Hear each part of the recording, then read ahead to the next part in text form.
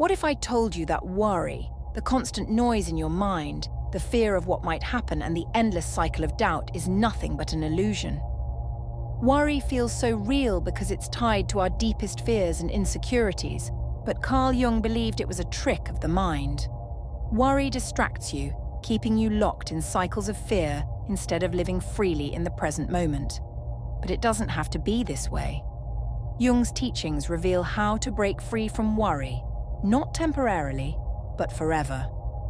This isn't about quick fixes or shallow advice. It's about diving deep into your inner world, understanding the roots of your anxiety, and transforming how you experience life. Stay with me, because by the end of this video, you'll not only know why worry is an illusion, but you'll also discover how to free yourself from its grip and reclaim a sense of peace and trust that can change your life. Worry often feels like a form of preparation, like your mind is trying to protect you from potential harm by anticipating every possible outcome. But Jung showed us that this endless thinking doesn't actually solve anything. Instead, it creates an illusion of control. You feel like you're doing something, but in reality, you're stuck in a loop, replaying fears and doubts that don't bring clarity or resolution. Worry is a thief. It robs you of your energy, your focus, and your ability to truly live in the moment. The first step to letting go is recognizing that worry is not helping you. It's holding you back. Jung's idea of shadow work is key to understanding why worry has such a powerful grip on us. The shadow represents the parts of ourselves we suppress or deny, the fears, insecurities, and emotions we'd rather not face. These hidden aspects don't disappear just because we ignore them. They show up in other ways, like worry. Worry is often a signal that something in your shadow is asking for attention. It might be a fear you haven't addressed, a wound you haven't healed, or a truth you're avoiding. By bringing these hidden parts into the light, you take away their power.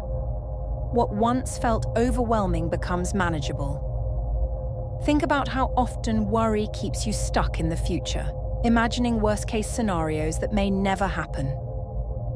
Jung believed that this fixation on the future disconnects you from the present moment, where life is actually happening. The mind loves to create stories, and worry thrives on these imagined narratives. But none of them are real. They're just possibilities your mind has created. When you step back and observe these thoughts, you realize they're not truths. They're just ideas. This realization alone can begin to dissolve the hold worry has on you. Jung's concept of synchronicity, or meaningful coincidences, reminds us that life often unfolds in ways we can't predict. Worry blocks us from noticing these subtle but powerful moments. When you're caught up in fear and doubt, you're so focused on what might go wrong that you miss the signs pointing you in the right direction. Letting go of worry doesn't mean being passive, it means being open to the flow of life. Trusting synchronicity allows you to see that the universe is always guiding you, even when things feel uncertain. Trust is a recurring theme in Jung's teachings, and it's the foundation for letting go of worry. When you don't trust yourself or the world around you, your mind works overtime, trying to predict and control everything to create a sense of safety. But true safety doesn't come from control. It comes from trust. Trusting yourself means knowing that you can handle whatever comes your way. It's not about avoiding challenges. It's about meeting them with confidence and grace. Trusting the universe means understanding that even when things don't go as planned, they're unfolding as they're meant to. The process of individuation, or becoming your true self, is another powerful tool for breaking free from worry. Worry often arises when you're out of alignment with who you are. You might be living according to someone else's expectations, or trying to fit into a mold that doesn't reflect your true nature. Individuation is about shedding these external layers and reconnecting with your authentic self. When you live in alignment with your values and purpose, worry loses its grip because you're no longer trying to be someone you're not. Worry thrives on resistance. Resistance to uncertainty, resistance to change, resistance to the unknown. But resistance only creates tension. The more you resist, the more stuck you feel. Jung believed that the key to freedom is surrender, not giving up, but letting go of the need to control. Surrender is about accepting what is, without judgment or attachment. When you stop fighting against life, you create space for growth and transformation. You move from a state of fear to a state of flow, where solutions arise naturally. Letting go of worry doesn't mean ignoring your challenges or pretending everything is fine. It means changing your relationship with uncertainty. Instead of seeing it as something to fear, you see it as a space of possibility. Uncertainty is where creativity lives, where new opportunities arise, and where growth happens. When you embrace uncertainty, you free yourself from the limitations of worry. You stop trying to predict the future and start living fully in the present. Jung's teachings remind us that the answers we seek are already within us. Worry keeps us looking outward, searching for solutions in the external world. But true peace comes from looking inward, from connecting with the silent, steady presence that has always been there. This is the part of you that knows you're more than your fears, more than your doubts, and more than the stories your mind creates. When you connect with this part of yourself, worry loses its power and you reclaim your freedom. Letting go of worry isn't a one-time event. It's a practice. There will be moments when worry creeps back in, and that's okay. The key is to notice it without judgment and gently guide yourself back to trust, presence, and alignment. Each time you do this, you strengthen your ability to let go. Over time, you'll find that worry no longer controls your life. Instead, you live from a place of peace, clarity, and trust, guided by the timeless wisdom that Jung so brilliantly illuminated. The feeling of worry often comes from a belief that something is missing, that you're not enough, that life isn't enough, or that something essential might slip through your fingers. Jung believed this fear stems from a disconnection from your deeper self. Worry is like a fog that clouds your ability to see the completeness that's already within you. When you let go of the idea that something is missing, the fog lifts, and you realize that nothing essential can ever truly be lost. This shift in perspective dissolves the fear that fuels worry and replaces it with a sense of wholeness and calm. The mind is a powerful storyteller, spinning endless narratives about what could go wrong. But these stories are just that, stories, not truths. Jung taught that these mental projections are often reflections of unhealed parts of ourselves.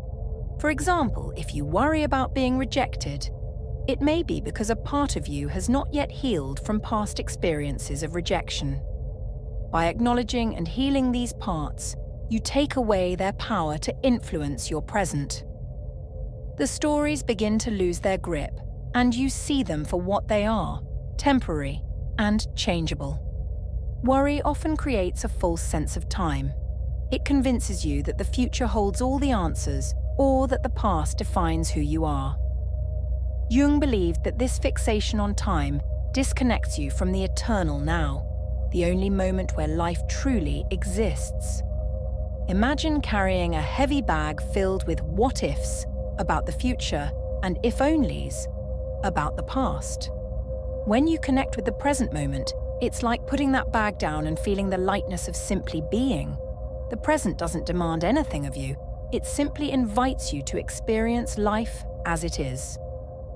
Jung's idea of the collective unconscious offers a fascinating insight into why worry feels so universal. He believed that certain fears and patterns of thinking are not just personal, but shared across humanity. Worry, in this sense, is a shared human experience, a part of the collective psyche.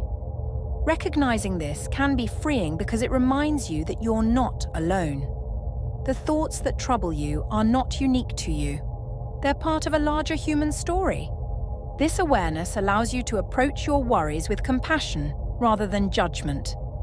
The act of surrender is central to Jung's teachings. Surrender doesn't mean giving up.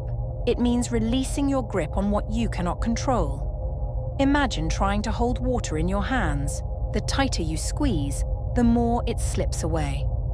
Worry is like that. It thrives on your attempts to control the uncontrollable. When you surrender, you let go of the need to micromanage life and instead trust its natural flow. This doesn't make you passive. It makes you adaptable, allowing you to respond to life's challenges with clarity and grace. Jung emphasized the importance of symbols and dreams as gateways to deeper understanding. Often worry arises because your conscious mind is out of sync with your unconscious. Dreams, symbols, and even recurring thoughts are the unconscious mind's way of communicating with you. Instead of ignoring or suppressing these signals, Jung encouraged exploring them with curiosity. What is the deeper message behind your worries? Sometimes a recurring worry is pointing to an unmet need or a misalignment in your life. By listening to these messages, you can address the root cause of your anxiety rather than just its symptoms. The relationship between worry and identity is profound.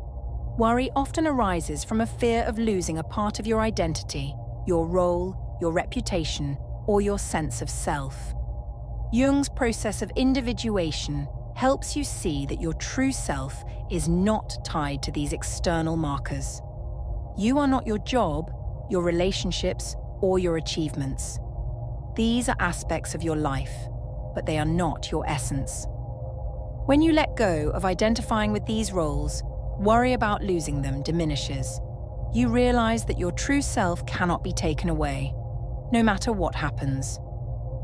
Jung believed that the ego often tries to protect itself by clinging to certainty, even if that certainty comes in the form of worry. The ego fears the unknown because it sees it as a threat to its sense of control. But the unknown is not something to fear, it's something to embrace. The most transformative experiences in life come from stepping into the unknown with trust. Worry tries to keep you safe by keeping you small, but Jung's teachings remind us that growth happens when we move beyond the comfort zone of what we know. The connection between worry and relationships is another area Jung explored. Worry often arises in the context of others, worrying about what they think, how they'll respond, or whether you'll meet their expectations. Jung encouraged looking beyond these surface-level concerns to see the deeper dynamics at play.